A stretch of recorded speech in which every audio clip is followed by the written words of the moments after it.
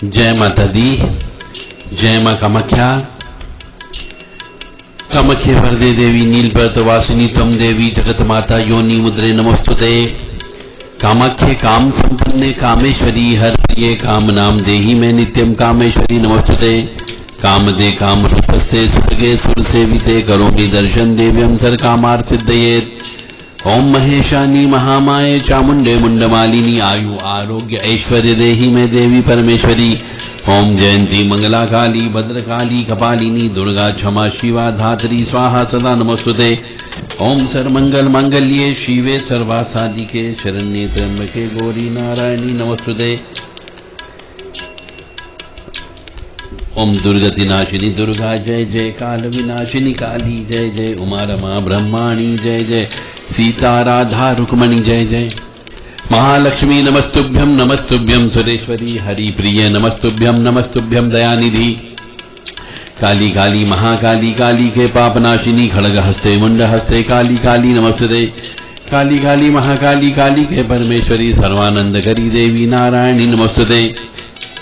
नीरहार हार धन सार सुधाकरम भा कल्याणम धा कनक चंपक धाम भूषाम उत्तंग बिनिकुचुकम मनोहरांगी वाणी नमामि मनसा वसा विभूते।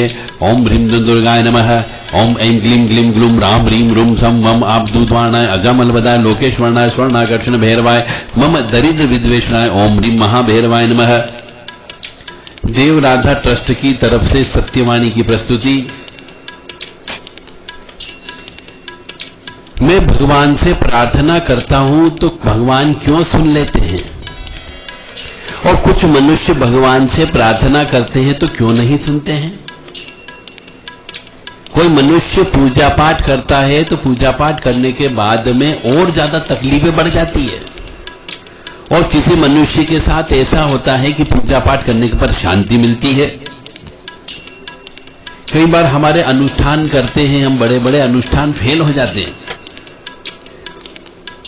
कोई फायदा नहीं होता है। या फिर आपकी अंतर आत्मा की आवाज भगवान क्यों नहीं सुनता, और भगवान दिखता क्यों नहीं, और आपको आपकी प्रार्थनाओं का फल क्यों नहीं मिलता। या फिर आप कुछ भी साधना करते हैं 11 दिन की, 21 दिन की, 27 दिन की, तो साधना सफल क्यों नहीं होती, क्यों वो निश्चित जो संकल्पित कार्य है वो पूरा क्यों नहीं होता।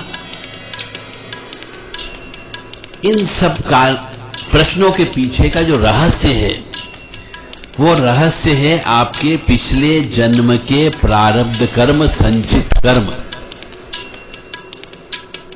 और आपका भाग्य। तो ये सब आपकी प्रार्थना, पूजा, अनुष्ठान कह लीजिए, आपकी आवाज कह लीजिए, ये आपके सफल क्यों नहीं होती, क्यों भगवान तक नहीं पहुंचती, इसके बहुत से कारण हैं। मुझे उम्मीद है आप इन कारणों को समझने का प्रयास करेंगे, और जीवन में इन कारण यदि आपके यहां उत्पन्न है तो उन कारणों को दूर करने का प्रयास करोगे। पहली बात, भगवान आपकी पूजा क्यों स्वीकार नहीं करता, क्यों भगवान की प्रार्थना, आपकी प्रार्थना भगवान तक क्यों नहीं जाती। मैं पुनः बोल रहा हूं, आपने साधना की 11 दिन की, 21 दिन की, 27 दिन की, उस साधना का फल क्यों नहीं मिला। आपने पूजा पे पूजा किए जा रहे पर पूजा का फल क्यों नहीं मिलता। उन सब का कारण बता रहा हूं। हो सकता है आप इन कारणों में से आपका भी 2-3 कारण इसके अंदर जुड़े हुए हैं। उन कारणों का आप दूर करने का प्रयास करिएगा ताकि आपकी पूजा ईश्वर तक पहुंच सके। और यदि उसमें कोई गलती है और आप यदि उसको नहीं सुधार सकते हो तो मेरे से सलाह ले सकते हो व्हाट्सएप के माध्यम से। मैं पुनः बार बार प्रार्थना करता हूं सभी से कि यदि मेरे से कोई सलाह लेना है तो मुझे कृपया फोन करने की कोशिश न करें। मुझे व्हाट्सएप के माध्यम से आप अपना प्रश्न भेजें, हिंदी में लिख करके भेजें, रिकॉर्ड करके भेजें, आपका उत्तर अवश्य दिया जाएगा। जय माता दी। आप सुनिएगा कि आपकी पूजा का फल आपको क्यों नहीं मिलता, क्योंकि हम जो हैं शास्त्र, पुराण व वेदों के अनुसार नहीं चलते हैं। मनुष्य जो है उसको कष्ट की प्राप्ति क्यों होती, क्यों भगवान आपकी पूजा पाठ स्वीकार नहीं करता है? क्योंकि आप वेद के अनुसार नहीं चलते हो, शास्त्रों के अनुसार नहीं चलते हो, पुराणों के अनुसार नहीं चलते हो, इसलिए आपकी प्रार्थना स्वीकार नहीं करता है। ईश्वर कहता है मैंने इस मनुष्य को चलाने के लिए और मेरे तक बात पहुंचाने के लिए मैंने ये इतने मैनुअल बना रखे हैं, आप मैनुअल के हिसाब से चलोगे तो मेरे पास तक अवश्य आपकी आवाज पहुंच जाएगी। तो आपको वेदों के अनुसार चलना है, जो वेद की भाषा है, वेद के जो नियम है उनका पालन करिए, शास्त्र में जो लिखा हुआ है उनका पालन करिए, पुराणों में जो लिखा हुआ है उनका पालन करिए। और आपको रोजाना नियमित प्रतिदिन शास्त्र के अनुसार कर्म करना है, यानी कि आपको पूजा पाठ कब करना है, कौन से देवी देवता की पूजा किस दिन करना चाहिए, कौन सा दान देना चाहिए और किस दिन सहवास संभोग करना चाहिए, सब चीज अपने शास्त्र में लिखी हुई है। यदि आप उसके खिलाफ काम करेंगे तो निश्चित तौर से आपकी आवाज भगवान तक नहीं पहुंचेगी। यानी रोजाना आपको किस चीज का पाठ करना है, इष्ट देवता का, कुल देवता का, पितृ देवता का, पितरों की पूजा कब करना चाहिए, देवताओं की पूजा कब करना चाहिए, किस समय पे दान निकालना चाहिए और किसी का अपमान नहीं करना चाहिए। और यदि कोई मनुष्य बेईमानी से रुपया कमाता है और उस पैसे से यदि पूजा पाठ करता है तो वो बेईमानी के पैसे से जो पूजा पाठ की जाती है उसके लिए भगवान नहीं सुनता है, ऐसा शास्त्र कहता है। इसलिए आप बेईमानी के पैसे से, कमाए गए पैसे से कोई भी पूजा पाठ न कराएं। यानी कि बेईमानी से पैसा नहीं कमाना है आपको, बोल करके आप पैसा कमाइए, किसी की हाय लेकर के, किसी की बद्दुआ लेकर के आपको पैसा नहीं कमाना है।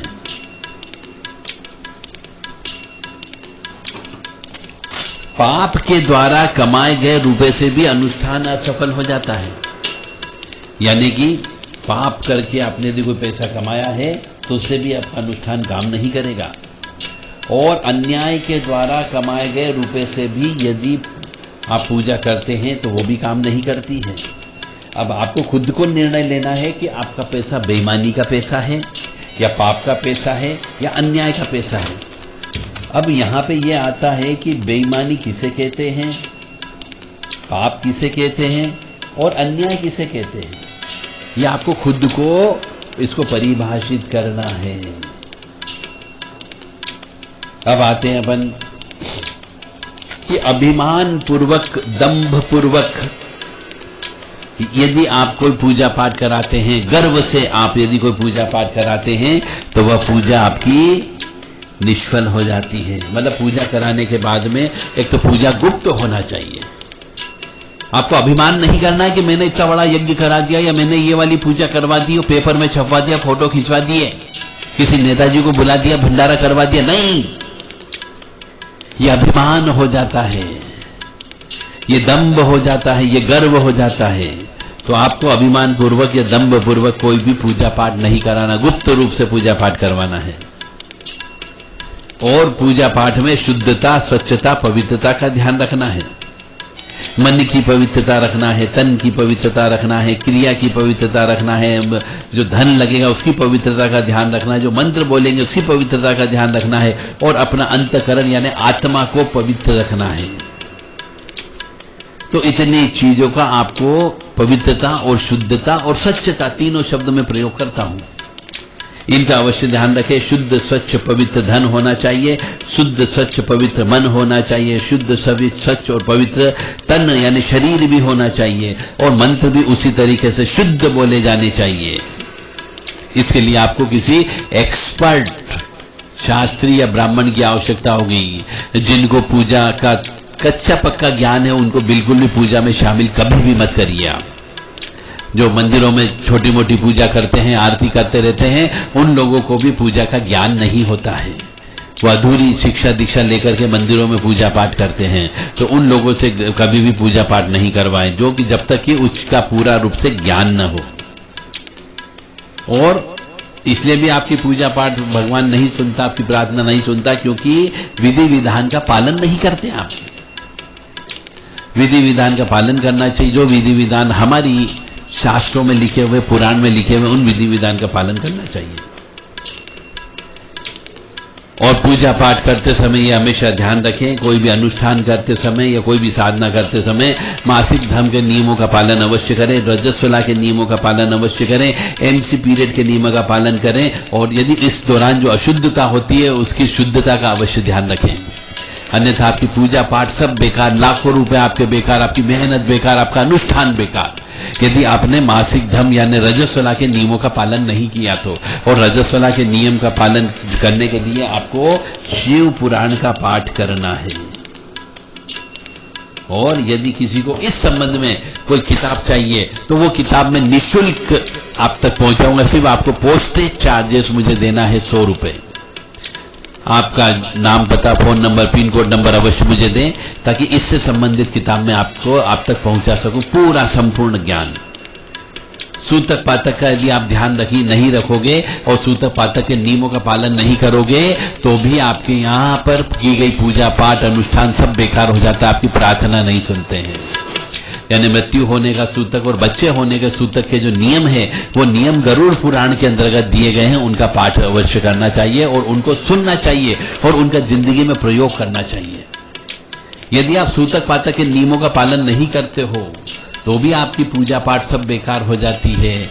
और किसी व्यक्ति की मृत्यु होने पर उससे संबंधित उसकी आत्मा की शांति के लिए जो नियम कानून बनाए गए हैं, गरुड़ पुराण में उल्लेखित हैं, उन सब नियम कानून का पालन आप लोगों को करना है। यदि नहीं करते हो तो भी आपकी पूजा पाठ फिर वो प्रेत ले जाता है ईश्वर तक और ईश्वरी शक्ति तक, यानी आपकी इष्ट की शक्ति तक, कुल देवी देवता तक वो पूजा पाठ नहीं पहुंचती है। और वो पूजा पाठ जो प्रेत ले जाता है और फिर प्रेत दोष की उत्पत्ति हो जाती है, प्रेत की शक्ति बढ़ती जाती है और देवताओं की शक्ति कम होती जाती है और आपको कष्ट की प्राप्ति होती रहती। फिर चाहे कितनी ही पूजा कर लो, आपकी पूजा ईश्वर तक नहीं पहुंचती है, आपके अनुष्ठान काम नहीं करेंगे, साधना में सफलता नहीं मिलेगी।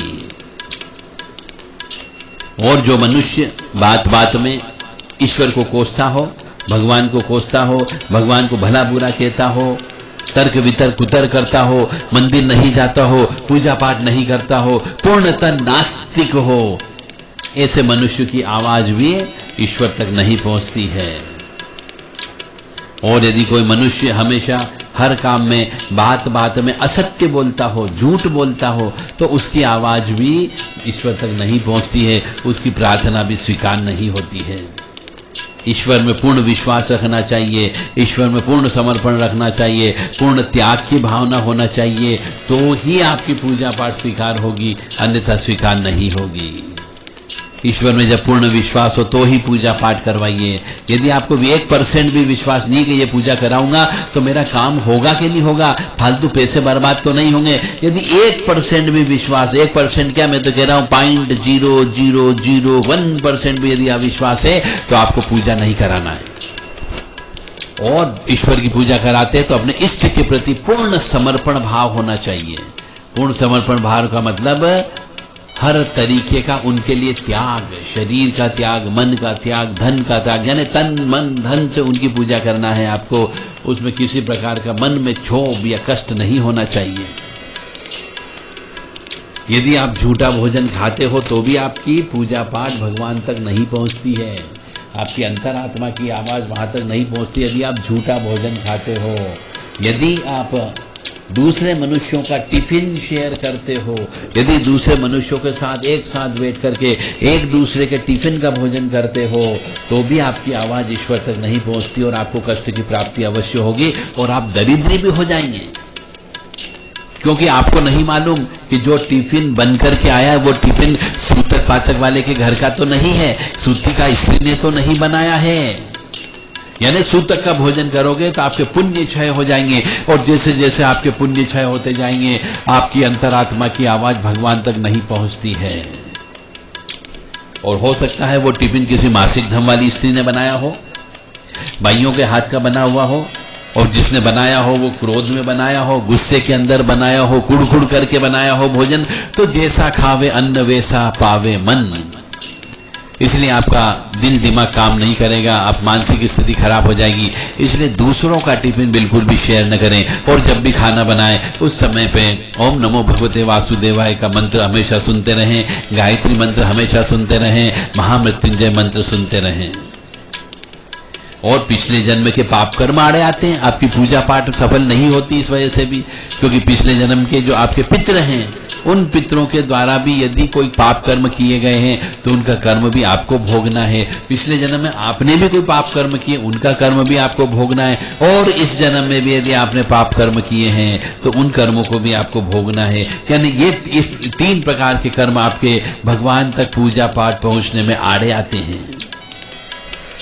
संचित कर्म आड़े आते हैं, पितृदोष, नाग दोष, काल सर्प दोष, प्रेत दोष, यह भी पूजा आपके इष्ट तक नहीं पहुंचने देते हैं, उस ईश्वर तक आपकी आवाज नहीं पहुंचने देते हैं। ये सब बैरियर हैं, इनको तोड़ना होगा आपको। यदि आप प्रेतों को पूजते हो अपने घर के अंदर तो वर्तमान में जितनी भी पूजा है वो सब प्रेत ले जाते हैं, पूजा का फल नहीं मिलता है। अब प्रेत का मतलब हो गया आप अपने परिवार के किसी सदस्य को पूजते हो जो मर चुका है, चाहे माता हो, पिता हो, दादा हो, दादी हो, या किसी भाई हो जो एक्सीडेंट में डेथ हो गया हो, कोई बहन हो एक्सीडेंट में डेथ हो गया हो, कोई परदादा हो, और या फिर मजारों के अंदर बैठे हुए मजार के कोई देवता हो, मुस्लिम जिन जिन्नात हो यदि उनको पूजते हो, या फिर ऐसे मनुष्य जो मां के गर्भ से उत्पन्न हुए हैं और जिन्हें वीर गति को प्राप्त हो गए, या फिर जिनको वीर की पदवी प्राप्त हो गई है, वो भी प्रेत ही हैं, यदि उनको पूजते हो, या कोई सिद्ध बाबा को पूजते हो तो वो भी प्रेत हैं, यदि उनको पूजते हो तो आपकी पूजा पाठ सब ये लोग लेके चले जाते हैं आपके इष्ट तक, आपके देवता तक, कुल देवी देवता तक आपकी पूजा नहीं पहुंचती और नहीं आपकी आवाज उन तक पहुंचती है। इसलिए इन प्रेतों को पूजना बंद करो, देवी देवताओं को पूजो, शिव जी को पूजो, हनुमान जी को पूजो, भैरव जी को पूजो, देवियों को पूजो, ताकि आपको कष्ट की प्राप्ति न हो और आपकी आवाज उस ईश्वर तक पहुंच सके। यदि आपको अमावस्या का दोष है तो अमावस्या को सहवास नहीं करना चाहिए, यदि करते हो तो आपकी पूजा पाठ स्वीकार नहीं होगी। यदि 16 श्राद्ध में आपने श्राद्ध पक्ष में तर्पण नहीं किया, पिंडदान नहीं किया, तो आपकी आवाज भगवान तक नहीं पहुंचती है। यदि आपने नवरात्रि के अंदर सहवास किया है तो आपकी आवाज भगवान तक नहीं पहुंचती है। यदि रजस्वला रहते हुए किसी स्त्री के साथ में, यानी मासिक धर्म रहते हुए उस स्त्री के साथ में यदि आपने सहवास संभोग किया है तो आपकी आवाज उस ईश्वर तक नहीं पहुंचती है। और यदि गर्भ में बच्चे की हत्या की है तो भी आपकी आवाज उस ईश्वर तक नहीं पहुंचती है, यानी आपकी पूजा पाठ सब बेकार हो जाती, क्योंकि ये सब प्रेत दोष उत्पन्न हो जाता है। फिर आप कहोगे साहब भगवान जी मैं तो रोज आपके यहां आता हूं, आप मेरी क्यों नहीं सुनते हो? अरे क्यों सुनेगा, क्योंकि तेने इतने तो पाप कर्म कर रखे हैं, तो आपके अनुष्ठान की आवाज नहीं पहुंचती है, आपकी प्रार्थना नहीं पहुंचती है, आपकी पूजा पाठ नहीं पहुंचती है, इसलिए ईश्वर आपको परेशान करता है, इसलिए आपके पूजा पाठ का फल नहीं मिलता है और आपकी प्रार्थना भगवान नहीं सुनता है। और यदि एक स्त्री अपने पति पर हाथ उठाती हो या फिर एक पति अपने पति पर हाथ उठाता हो, यानी कि स्त्री अपने पुरुष पर और पुरुष यदि अपने पत्नी पर हाथ उठाता हो तो भी आपकी पूजा पाठ स्वीकार नहीं होती है। यानी कि स्त्री को यदि विवाहिता है तो अपने पति पर कभी हाथ नहीं उठाना चाहिए, कैसे भी परिस्थिति आ जाए हाथ नहीं उठाना चाहिए। और एक पति को भी अपनी स्त्री पर कभी भी हाथ नहीं उठाना चाहिए, अपनी बेटी पर हाथ नहीं उठाना चाहिए। कहने का अर्थ मेरा यहाँ पे स्त्री पर हाथ उठाना ही नहीं है। यदि आप अपनी जिह्वा से गाली देते हो, मुंह से गाली निकलती हो, तो भी ईश्वर आपकी आवाज नहीं सुनता है, आपकी आवाज उस तक पहुंचती ही नहीं, आपकी पूजा प्रार्थना सब बेकार हो जाती है। इसीलिए किसी भी स्त्री पर हाथ नहीं उठाएं और गाली गलौज से बिल्कुल भी बात न करें। और व्यक्ति में तर्क वितर्क कुतर्क करता है ईश्वर की, तो भी ईश्वर की कृपा प्राप्त नहीं होती है। भक्ति भाव में कभी भी तर्क वितर्क कुतर्क नहीं करना चाहिए। भक्ति का मतलब होता है पूर्ण समर्पण भाव से भक्ति करना चाहिए।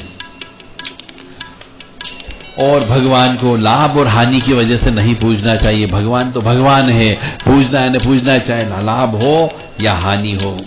और फिर भी आप कहोगे साहब ईश्वर हमें कृपा नहीं करता, हमारी आवाज नहीं सुनता, हमारी पूजा पाठ स्वीकार नहीं करता। तो मैं आपको बता देता हूं, यदि आपकी शादी हो गई है तो समझो भगवान की कृपा है। यदि आपके बच्चे हो गए तो भगवान की कृपा है। यदि आपके बच्चे विकलांग नहीं हुए, पागल नहीं हुए तो भगवान की कृपा है। आपका व्यवसाय चल रहा है तो भगवान की कृपा है। नौकरी लग गई है तो भगवान की कृपा है। मकान बन गया है तो भगवान की कृपा है। बच्चों के विवाह हो गए तो भगवान की कृपा है। और वंश वृद्धि होगी तो भगवान की कृपा है। आप उसकी लीला कोई नहीं समझ रहे हो, उसने आपको क्या नहीं दिया। अरे आपको पढ़ाया लिखाया, आपको सर्विस लगवा दी, व्यवसाय करवा दिया, पत्नी बच्चे दे दिए और सब अच्छे हैं और स्वस्थ हैं, तो ये भगवान की कृपा ही मान करके चलो कि आपका पूरा भरा पूरा परिवार है। इसके अलावा यदि आप हाय विद्या करोगे, हाय पैसा करोगे, हाय धन संपत्ति करोगे तो कष्ट की प्राप्ति तो होगी। तो कृपा को भी समझो, वो कृपा भी करता है और साथ ही साथ में कष्ट भी देता है। परंतु आपकी आवाज क्यों नहीं पहुंचती, उसके कारण का विश्लेषण मैंने आपको दिया। संभवतः आपके समझ में आ गई होगी कि आप क्या क्या गलतियां करते हैं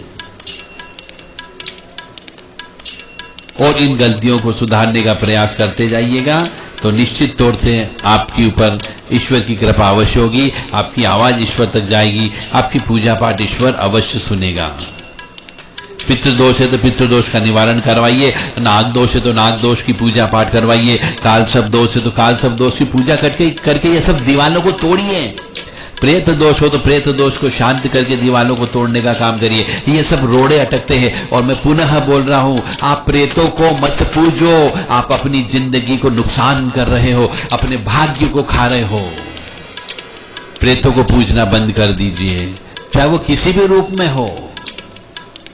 ईश्वर को पूजिए जो अजन्मा है, उस ईश्वर को पूजना है आपको, उस ईश्वर की आराधना करना है। वो सुनेगा, अवश्य सुनेगा, बशर्ते कि आपकी आत्मा पवित्र होना चाहिए, तो शुद्ध होना चाहिए, स्वच्छ होना चाहिए। जो समाधि में बैठे हुए हैं वह भी प्रेत हैं, जो मजार में बैठे हुए हैं वो भी प्रेत हैं, और अपने घर परिवार के बड़े बुजुर्ग मर गए हैं वो भी प्रेत हैं। इसलिए प्रेतों को मत पूजो, ये सब प्रेत हैं।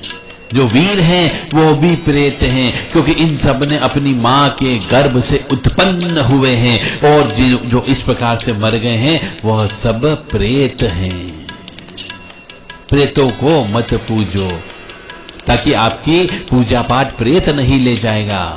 जिन जिन्नादों को मत पूजो, मत इनके लिए घर के अंदर लोभान गलाओ, और सिर्फ ईश्वर को पूजिए जो अजन्मा है। जय माता दी, जय मां कामाख्या, मां भगवती जगत जननी आद्य शक्ति भवानी, आह्लादिनी शक्ति, कष्ट निवारिणी, दुख निवारिणी, महिषासुर मर्दनी, चंड मुंड नाशिनी, सिंह वाहिनी, कष्ट नाशिनी, क्लेश नाशिनी आपका कल्याण करें। अरे मां भगवती जगत जननी दुर्गा को पूजो, वो आपको सुख भी देगी, समृद्धि भी देगी, शांति देगी। करके तो देखो, क्यों प्रेतों को पूजते हो।